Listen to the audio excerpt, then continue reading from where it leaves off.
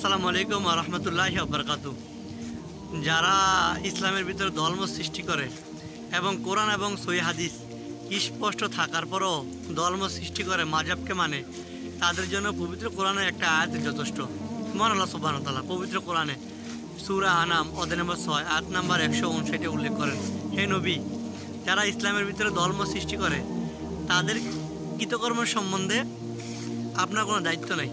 তাদের কৃতকর্মের সম্বন্ধে মহান আল্লাহ সুবহানাহু ওয়া তাআলা কিয়ামতের দিন অবগত করবেন। মানে এখানে বোঝানো হয়েছে যে যারা ইসলামের ভিতরে ধর্ম সৃষ্টি করে, আমাদের রাসূলকে বলা হয়েছে যে তাদের ব্যাপার রাসূল সাল্লাল্লাহু আলাইহি ওয়াসাল্লামের কোনো ইখতিয়ার নাই।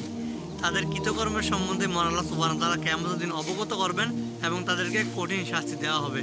এর জন্য আল্লাহ সুবহানাহু ওয়া তাআলা পবিত্র কোরআনে সূরা আলী ইমরান অধ্যায় নম্বর 3 আয়াত নম্বর 103 নম্বর আয়াতে উল্লেখ করেন যে হে ঈমানদারগণ, তোমরা আল্লাহর রাজ্যকে শক্তভাবে ধরো, পরস্পর বিচ্ছিন্ন হয়ে না।